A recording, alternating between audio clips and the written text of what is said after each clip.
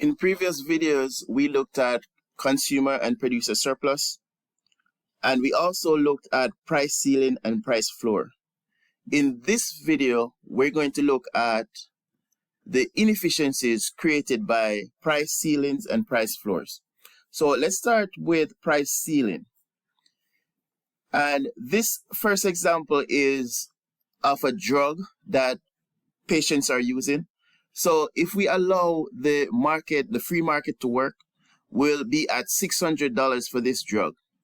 So $600 for the drug, and we have 20,000 units of this drug being bought and sold. Let's say the government wants to help patients.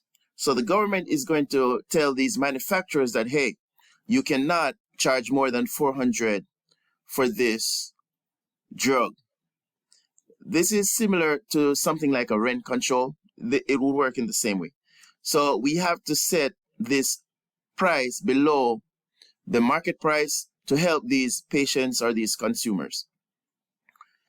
So all we need to identify is where we are after we have this new price regulation that the government imposed. So we're right here. We're at 400, and the amount that's being bought and sold is now 15,000. Okay, so that's where we have to be. So at this point, we can see what's happening to consumer surplus and also producer surplus. Let's look at before the regulation. Before the regulation, consumer surplus was T and U.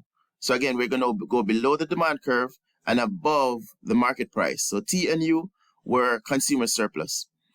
After this regulation, the new consumer surplus is above the price, which is above 400, and below the demand curve, which is right here. So the new consumer surplus is not a triangle anymore. It's now T plus V. So the consumers lost U, but then they picked up V, which is a bigger area.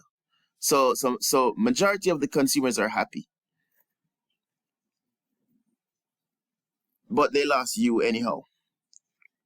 Let's see what happens on the producer surplus side. On the producer surplus before was below the market price and above the marginal cost or the supply curve, same thing. So we had V, X, and W.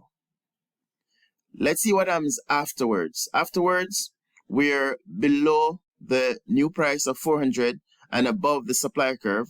So the only producer surplus here is X. So the producers lost V and W. Now V that was lost goes to the consumer in terms of consumer surplus, but W goes to no one. So we recognize that U and W are what we call deadweight loss, because they're lost by consumers and producers and they go to no one. So U plus W are the deadweight loss. And deadweight loss is just another way of saying inefficient. You're being inefficient because you're losing something, right? So when you're wasting resources, we say that you're inefficient. Let's now turn to the example of a price floor. And in this case of a price floor, let's say that the government is worried about the movie theater company, right? So at $8, they're producing and selling, let's say, movie theaters. So this $8 would be ticket sales, all right? One classic example of price floor would be the minimum wage. It works in the same way. So let's say we're at $8 for movie tickets, and then the government wants to somehow helps to support these movie theaters by regulating a higher price.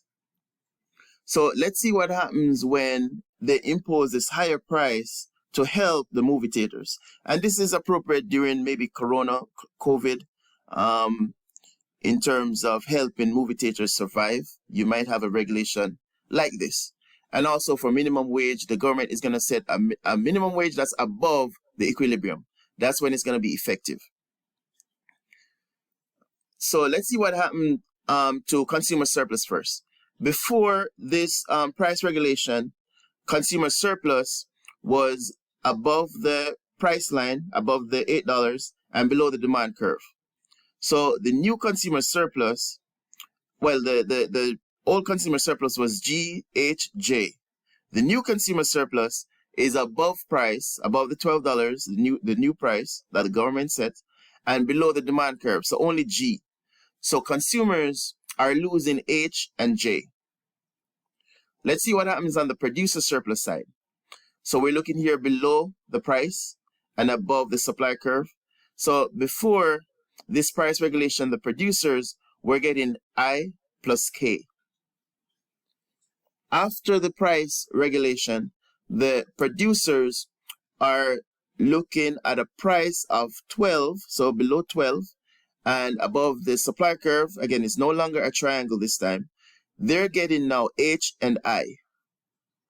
So they are losing K, but then they gain I, which is a larger amount than K. So most producers are happy with this scenario. But let's see what about efficiency. Let's see if it's inefficient. In this case, the H that the producers get was given up by the consumers. So it's just a transfer of wealth from consumers to producers. So that's okay for society. However, consumers lose J, which goes to no one, and producers lose K, which also goes to no one. And so we're going to call this again inefficient. And the value of the deadweight loss is J plus K.